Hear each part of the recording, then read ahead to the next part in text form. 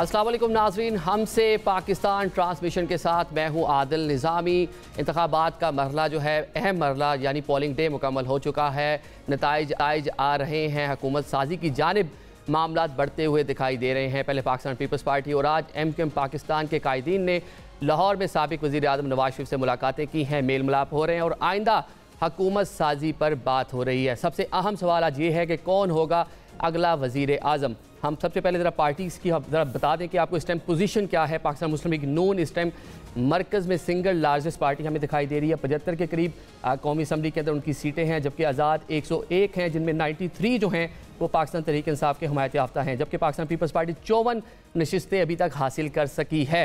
दूसरे पाकिस्तान तहरीक इंसाफ जो है एहतजाज कर रही है, जुलूस निकाले जा रहे हैं, मुल्क के मुख्तलिफ शहरों में RO ऑफिस के बाहर भी धरने दिए जा रहे हैं। इस तमाम तर सूरत हाल में मुल्क की सियासत किस तरफ जा रही है?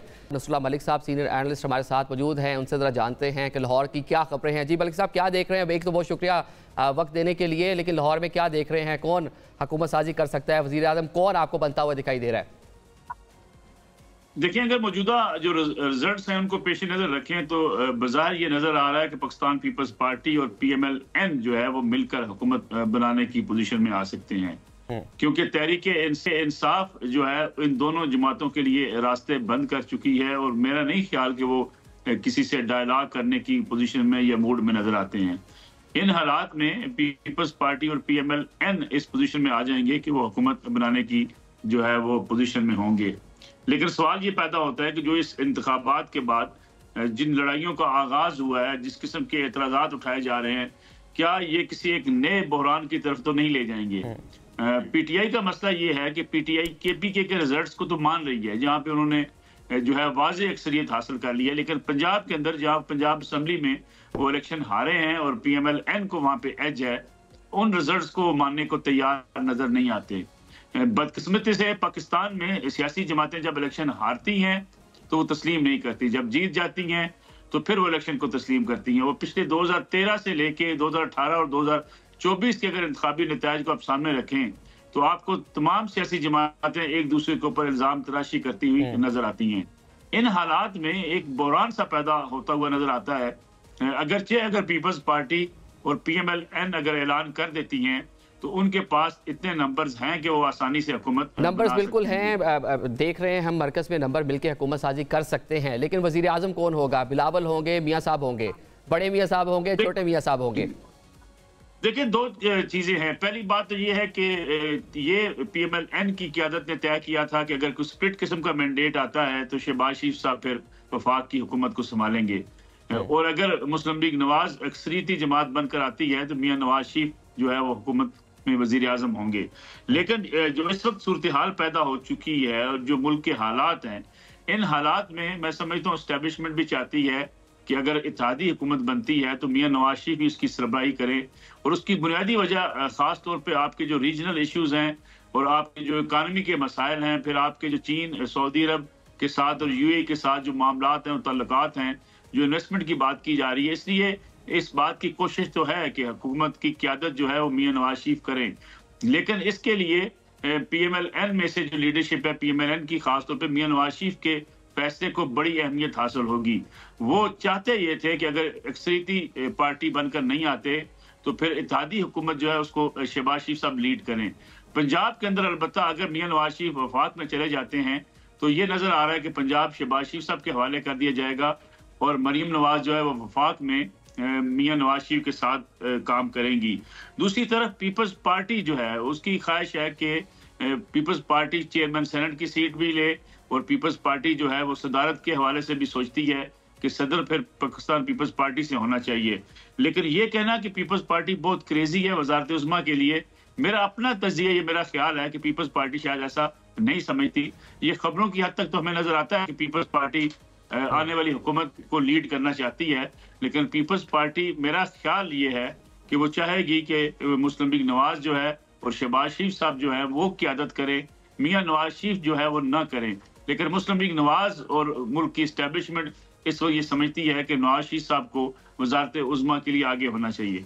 अच्छा, मैं साहब 2 मुलाकातें हुई हैं अभी तक लाहौर में, 2 बातें मिली हैं नून लीग की क़यादत से। पहले पीपल्स पार्टी मिली, उन्होंने कहा जी प्राइम मिनिस्टरशिप पे भी बात नहीं हुई, हुकूमत साजी पे भी मामलात हुए हैं।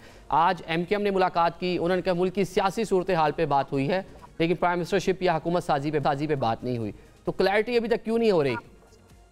मेरे ख्याल में प्राइम मिनिस्टरशिप में बड़ी खुल के इनकी बात हो चुकी है। जो है वो पीपल्स पार्टी ने भी बात की है, MKM ने भी बात की है, मुशावरत का सिलसिला जारी है। अलबत्ता दोनों जमातें जो है वो और इन्होंने आपस में ये तय भी किया है कि वजारत उज़्मा का जब तक कंसेंसस पैदा नहीं हो जाता, उस हवाले से ये जमातें किसी जगह पे ये बातचीत नहीं करेंगी।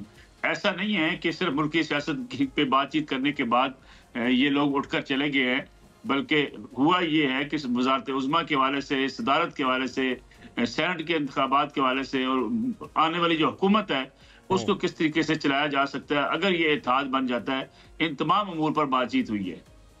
इन तमाम अमूर पर बातचीत हो गई, लेकिन साथ साथ आज हमने सदर जो हैं आरिफ अलवी, उनका एक बयान भी देखा है। एक तो उन्होंने पुरअमन इलेक्शन के इनेकाद पर कौम को मुबारकबाद दी है, साथ साथ ये भी कहा कि मुल्क की जो मसाइल हैं उनसे निमटने के लिए एक अवामी मैंडेट जो है बड़ा ज़रूरी था, जो मिल गया है, नज़र आया है। देखिए, मैं समझता हूँ कि सदर मुमलिकत के बाद ऐसे ट्वीट्स हैं जो शायद उनके ओहदे के शायान शान नहीं हैं। उन्होंने इलेक्ट्रॉनिक मशीन्स की बात की, फिर उन्होंने कुछ ट्वीट्स किए जिसमें एक यंग वोटर जो है जिसके हाथ में पाकिस्तान तहरीक इंसाफ का झंडा है, वो उसको ट्वीट कर रहे हैं। सदर के ओहदे का तकाजा ये है कि वो कम से कम उस वक्त तक गैर जानबदार रहें जब तक कि नई हुकूमत बन नहीं जाती, नए सदर नहीं आ जाते और वो वापस अपनी पार्टी में जाके मुतरक कारकुन के तौर पर काम नहीं करते। मैं समझता हूँ उनका ये बयान देना कि जी मुल्क में इंतखाबात हुए हैं, मैंडेट मिला है, ये खुशाइंद है, लोगों ने वोट डाला है, ये तो अच्छा हो सकता है, लेकिन किसी एक सियासी जमात के लिए उनकी तरफ से ट्वीट्स आना, उनकी सपोर्ट करना, मैं समझता हूँ ये मुनासिब नहीं है। सदर मुमलिकत ने बहुत से मामलात पर जो अपनी बयानबाजी की है, स्टेटमेंट्स दी हैं, ट्वीट्स किए हैं, वो बहरहाल एक जो है आईनी सरबराह की हैसियत से उनको मेरे ख्याल में नहीं करने चाहिए थे। लेकिन पाकिस्तान में बदकिस्मती ये है कि जो सदर जो भी बनाया जाता है वो पार्टी का कारकुन ही बनाया जाता है और उससे आईनी सरबराह की तो कम रखी जाती है, बल्कि पार्टी के कारकुन के तौर पर उसे देखा जाता है। आरिफ अलवी साहब को इन चीज़ों से मावरा होना चाहिए उस वक्त तक जब तक के नए सदर नहीं आ जाते और वो वापस अपनी पार्टी में जाकर अपना किरदार अदा करना शुरू नहीं करते। अच्छा भाई साहब, 2 रोज़ कबल हमारे ट्रांसमिशन में बैरिस्टर अली ज़फ़र ने बात की। उन्होंने 3 ऑप्शंस बताए थे जो पाकिस्तान तहरीक इंसाफ के पास मौजूद थे। उनमें से एक ऑप्शन उन्होंने कहा था ये भी है कि शायद हम पाकिस्तान पीपल्स पार्टी की जानिब चले जाएं, सॉफ्ट कोलेशन की तरफ चले जाएं, प्राइम मिनिस्टरशिप के लिए वोट दे दें लेकिन साथ कैबिनेट का हिस्सा ना बने। ऐसी कोई सूरत हाल बन सकती है? जरदारी साहब भी इस्लामाबाद पहुंचे हुए हैं, कल इजलास भी बुला लिया है मजलिस आमला का। देखिए, इस वक्त जो आज़ाद उम्मीदवार जीते हुए हैं, जो PTI की लीडरशिप इस वक्त जो बाहर मौजूद है, उसमें तो ये राय पाई जाती है कि हमें जो है वो मियां नवाज शरीफ का रास्ता, शहबाज शरीफ का रास्ता और पंजाब हुकूमत का रास्ता रोकने के लिए इसकी तरफ चले जाना चाहिए कि हम पीपल्स पार्टी को वोट कर दें ताकि शहबाज शरीफ जो है वो या नवाज शरीफ वज़ीर आज़म ना बन सकें। लेकिन ये डिपेंड करेगा इमरान खान साहब के ऊपर कि क्या वो इस बात की इजाज़त देते हैं या नहीं देते। इस वक्त जो जितने लोग हैं पाकिस्तान तहरीक इंसाफ के जो लीडरशिप है इस वक्त मौजूद, जो जेलों से बाहर है या मुकदमात से बाहर है, उसकी ख्वाहिश तो ये मौजूद है, लेकिन तहरीक इंसाफ क्या ये फैसला करके अपने लिए कुछ सियासी तौर पे नुकसान या फायदा उठाने के लिए कोई बड़ा फैसला कर सकती है? ये डिपेंड करेगा इमरान खान साहब के ऊपर कि वो इस बात पर राजी होते हैं या नहीं होते। आज के दिन तक तो इमरान खान साहब इस बात पर राजी नहीं है कि पीपल्स पार्टी या PMLN के साथ चला जा सके, बल्कि वो समझते हैं कि उनको जो मैंडेट मिला है या उनको जो सीट्स मिली हैं वो ये तवक्को लगा के बैठे हैं कि वो चैलेंज करेंगे, अदालतों में जाएंगे, उनकी सीट्स बढ़ सकती हैं और वो खुद हुकूमत बनाने की कोशिश करेंगे। लेकिन जो इस किस्म के हालात हैं इस वक्त अगर आप देखें तो ऐसा मुमकिन नहीं है कि PTI जो है वो अक्सरियती जमात बन जाए और वफाक के अंदर खुद हुकूमत बनाने की पोजीशन में आ जाए। उसे डिपेंड करना पड़ेगा किसी पार्टी के साथ या फिर उसे अपोजिशन में बैठना पड़ेगा। अब ये फैसला इमरान खान साहब के ऊपर होगा कि वो क्या फैसला करते हैं।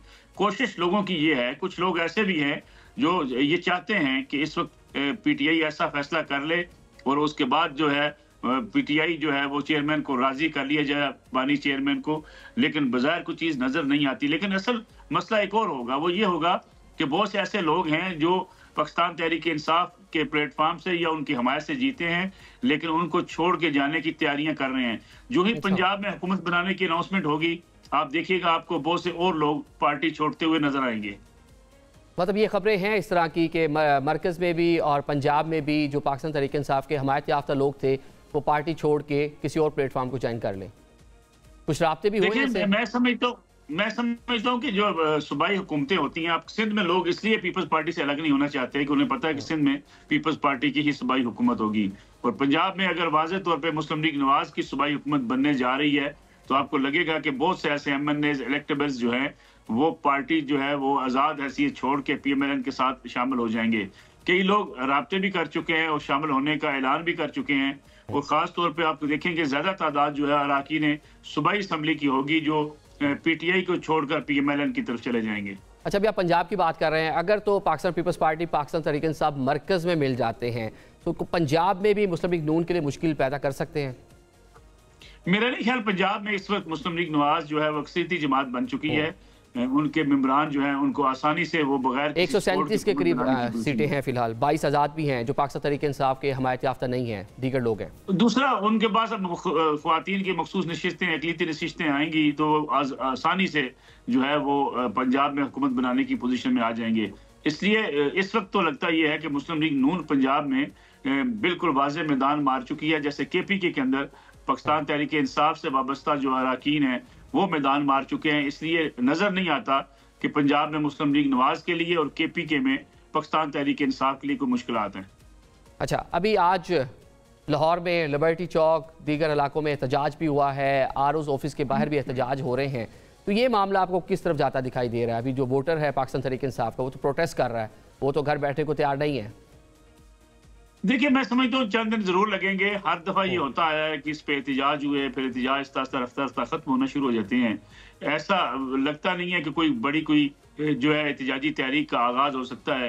एहतजाज बाज़ हल्कों में होंगे, बाज़ लोग एतराज़ात भी करेंगे, मुकदमात भी करेंगे, अदालतों में भी जाएंगे, लेकिन रफ्ता रफ्ता ये चीज़ें थम जाएंगी। लेकिन जिस तरीके से सोशल मीडिया पर एक बड़ी भरपूर कैंपेन लॉन्च की गई है, मैं समझता हूँ वो बड़ी अलार्मिंग सिचुएशन है कि जब से इंतखाबात के रिजल्ट आए हैं उस वक्त से लेके आज तक अगर आप देखें तो इस वक्त जो फौज की लीडरशिप है ज़्यादा उसको टारगेट किया जा रहा है।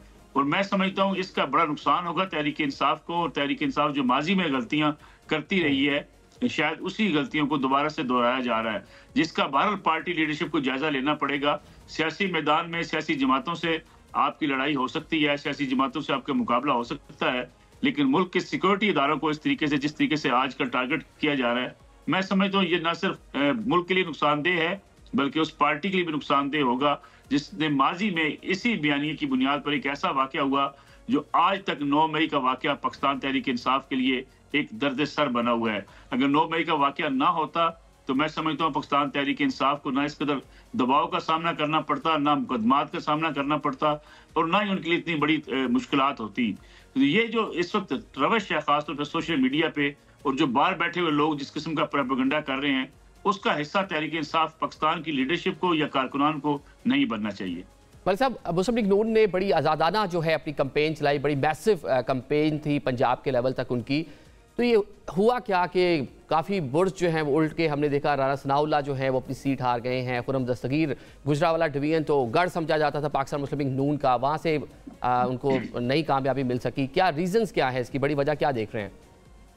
देखिए, मैं समझता हूँ कि अगर आप बेशक इससे इख्तलाफ करें या इत्तेफाक करें, लेकिन ये हकीकत अपनी जगह पर मौजूद है कि इमरान खान साहब इक़्तिदार से उतरे, जो उन्होंने बयानिया अख्तियार किया, एंटी अमेरिकन बयानिया, फिर उन्होंने रियासत मदीना को बहुत ज़्यादा प्रमोट किया, फिर उन्होंने जो जिस तरीके से अपने मुखालफिन के खिलाफ एक कैंपेन चलाई, उस बयानिए को पजीराई मिलती चली गई। फिर उनके मुकदमात में फैसले हुए तो ये पजीराई और बढ़ गई। तो इसलिए क्रेडिट तो बनता है कि PTI के वोटर्स ने घरों से निकल के वोट कास्ट भी किया, इस बात से कतई नजर कि उनका उम्मीदवार उनके पास आया या नहीं आया, उनसे मिला या नहीं मिला, और कोई मारूफ नाम है या नहीं है, लेकिन उन्होंने अपना वोट कास्ट जरूर किया है। तो मैं समझता हूँ एक बयानिए की जंग थी जिसमें PTI की जो लीडरशिप है वो कामयाब हुई है और PMLN की लीडरशिप जो है वो इसमें मतलब नून लीग के पास इन इलेक्शन में कोई बयानिया नहीं था, जो पुराना बयानिया था उनका वोट को इज्जत दो का, उसको भी इस्तेमाल नहीं किया, उसे भी पीछे हट। मेरे ख्याल में PTI PMLN की लीडरशिप जो है वो इस इलेक्शन को बहुत इजी ले रही थी। इसी वजह से मियां नवाज शरीफ 1 माह तक तो पार्लिमानी बोर्ड का इलाज करते रहे, ना उन्हें जलसे किए, ना उन जगहों पे गए जहाँ पे उनको दावत दी जा रही थी। तो PMLN इसको बहुत इजी ले गई, उनको तो शायद नहीं थी कि PTI का वोटर जो है वो उम्मीदवारान की अदम मौजूदगी में भी बाहर निकल सकता है और अगर कैंपेन ना भी चले तो वोट डालने आ सकता है। ये वो जजमेंट की गलती है, मैं समझता हूँ, जिसका शायद PMLN मानने को तैयार नहीं है। लेकिन हुआ यही है कि PMLN गलत जज कर गई। उनके ज़हन में ये था कि अगर उनके उम्मीदवार कैंपेन नहीं कर रहे हैं, मौजूद नहीं है हलकों में, तो शायद वोटर्स नहीं निकलेगा, लेकिन वोटर्स ने निकल कर वोट डाला है। अच्छा मलिक साहब, अगर हम देखें कि मरकज़ में पाकिस्तान मुस्लिम लीग नून मौजूद नहीं है, तो फिर पंजाब में वज़ारत आला किसके पास होगी? मेरे ख्याल में दो नाम हो सकते हैं पंजाब में, एक शहबाज शरीफ साहब वज़ीर आला हो सकते हैं और दूसरी मरियम नवाज साहबा हो सकती हैं। तीसरा नाम अभी बाजार तो नजर नहीं आता, अगरचे कुछ नाम लिए जाते रहे कि मलिक अहमद खान साहब हो सकते हैं, हमजा शहबाज साहब भी हो सकते हैं, लेकिन बाजार अगर देखें तो PMLN के पास दो ऐसे लीडर्स होंगे जिनको पंजाब देने के फैसला करेंगे। एक मियां शहबाज शरीफ साहब होंगे और अगर मियां शहबाज शरीफ साहब का फैसला नहीं होता तो फिर मरियम नवाज साहबा पंजाब को लीड करेंगी और पंजाब के बगैर मरकज़ को चलाना बड़ा मुश्किल हो जाएगा। बहुत शुक्रिया जी नसरुल्लाह मलिक साहब हमारे साथ लाहौर से मौजूद थे। नाजरीन, अभी इधर सिंध के आएंगे। सिंध में पाकिस्तान पीपल्स पार्टी वाज़ेह अक्सरियत जो है हासिल कर चुकी है, हुकूमत साजी वह कर सकती है। इसके साथ साथ पीपल्स पार्टी मरकज़ के हवाले से क्या सोच रही है, सिंध में इस हवाले से इस पूरी सूरत हाल को, इस पिक्चर को कैसे देखा जा रहा है, सिंध में इधर सीनियर एनालिस्ट से बात करेंगे। अभी एक ब्रेक लेते हैं।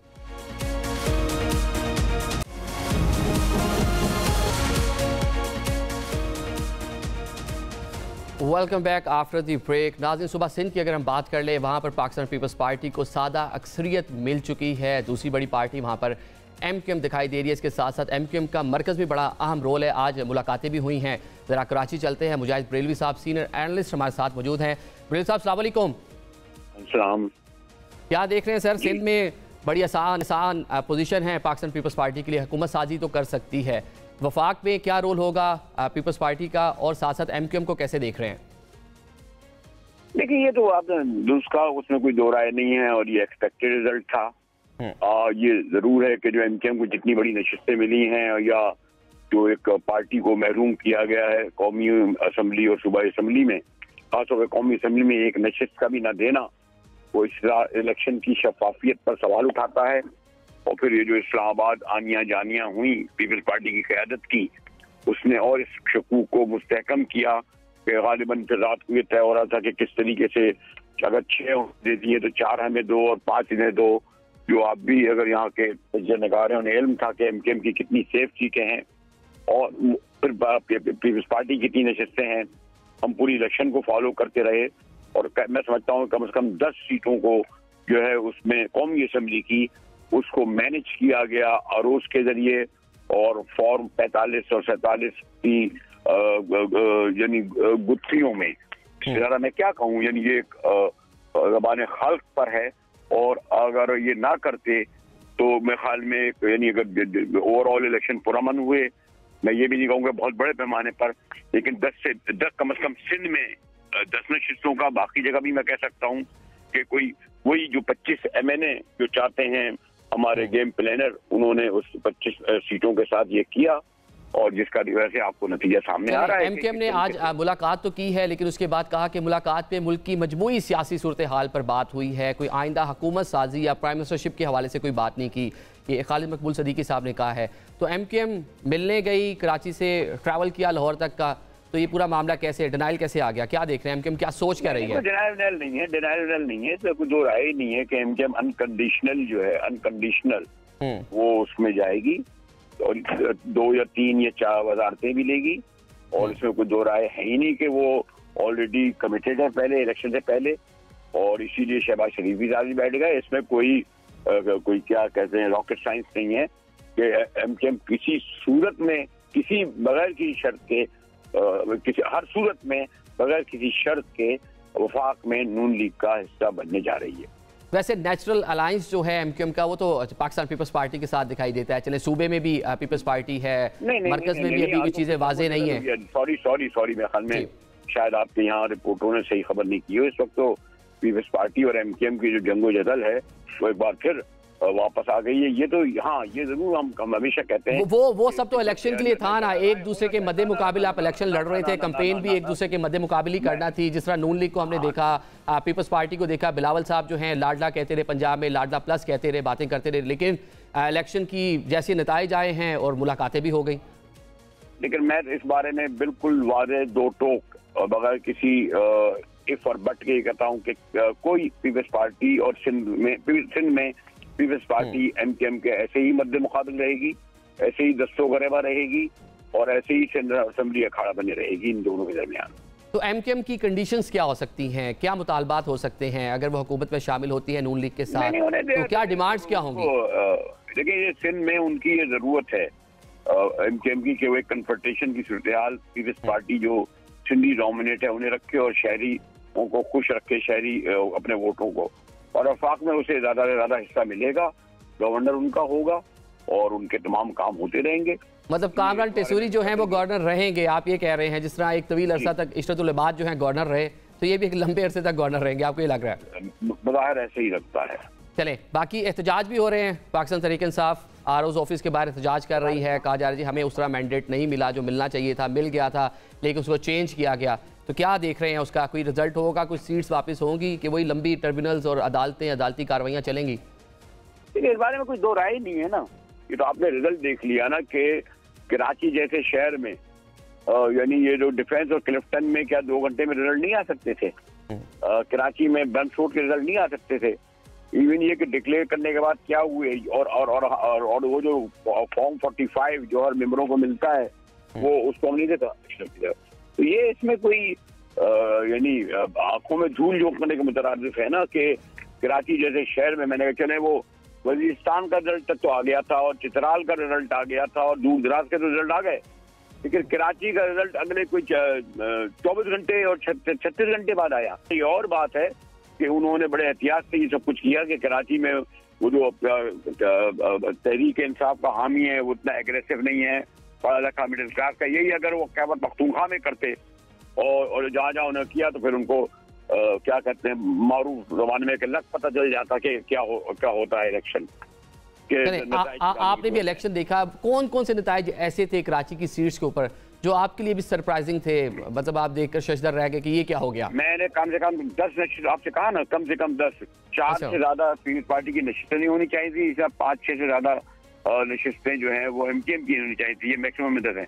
22 में से किसी हर तौर पर मैंने आपसे कहा था कि 10 नशिस्तों में के नताइज खुलेआम आप गौर कीजिए कि बंसरोड जैसा सियासी गढ़ वहाँ फारूक सत्तार 20,000 वोटों से जीत रहे हैं और हमारे पास वो फॉर्म मौजूद हैं। अगर हुआ तो हम व्हाट्सएप भी आप करके भेज सकते हैं कि जिसमें बताया जाता है कि एमकेएम के फला उम्मीदवार के 4 वोट थे, फला वो मौजूद है फॉर्म, और 10 किसके थे और जो तहरीक इंसाफ के उम्मीदवार के 780 थे। ये एक नहीं है, आपको 50 फॉर्म अगर हुआ तो व्हाट्सएप भी करके भेजा जा सकता है। चलें, सिंध का तो आपने बताया था, वफाक का भी बताएं कि यहाँ प्राइम मिनिस्टर किसको बनता देख रहे हैं?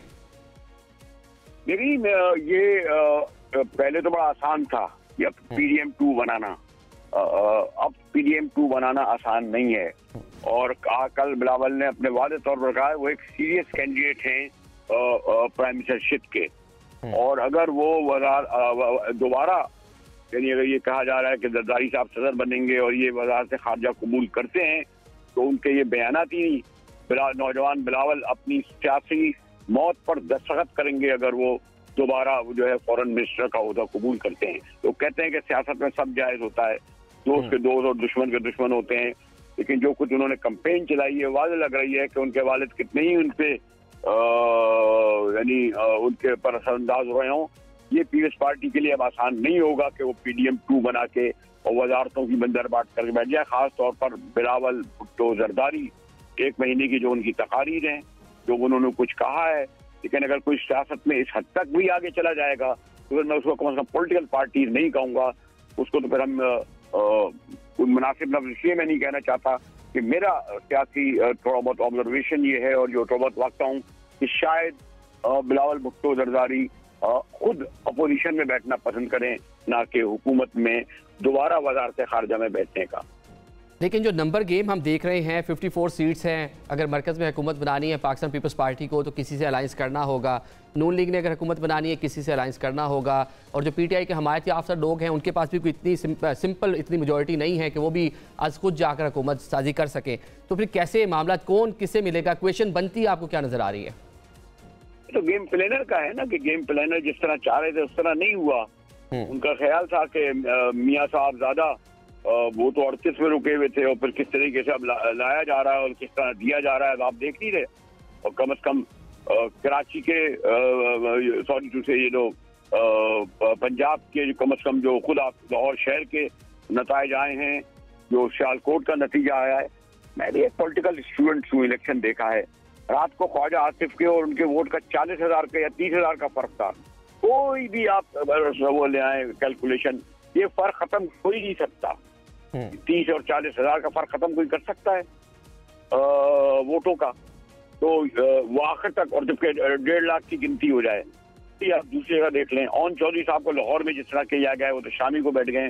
तो ये मैनिपुलेट किया गया है उनको, उनकी कैलकुलेशन थी। अभी भी जो हमारे जराए कहते हैं कि जी हम 90 सीटें, पहले तो आपने और किया, एक बहुत बड़े दानिश्वर सहाफी बनते हैं, वो तो लिख कर दे रहे थे कि 100 से ज्यादा नशिस्तें जो हैं वो नवाज शरीफ की होंगी।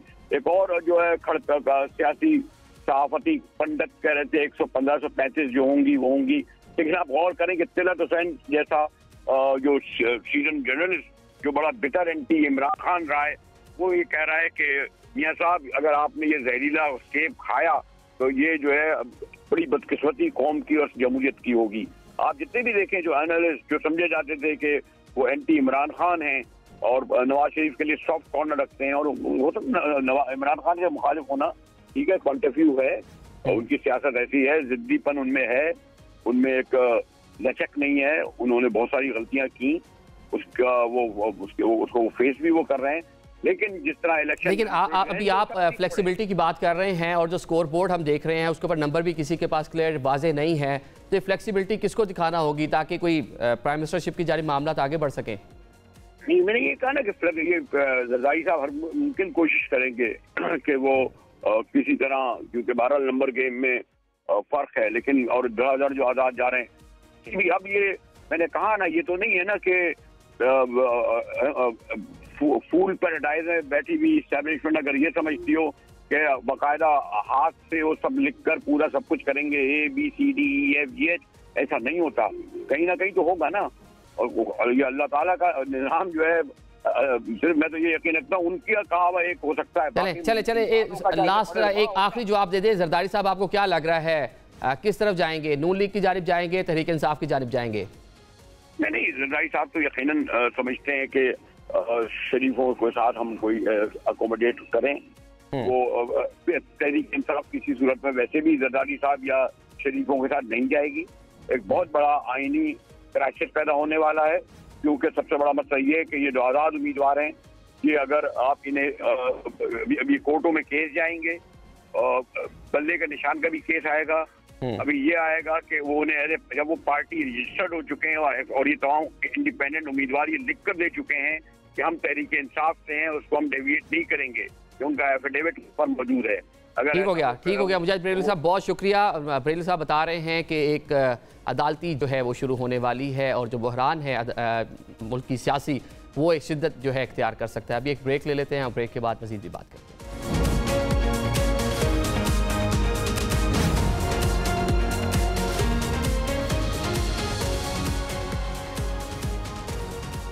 Welcome back after the break. नाज़रीन, नई हुकूमत का क़याम अमल में आ रहा है। एक आम आदमी जो है उसका सबसे बड़ा मसला जो है इकॉनमी है, गुर्बत है, बेरोज़गारी है।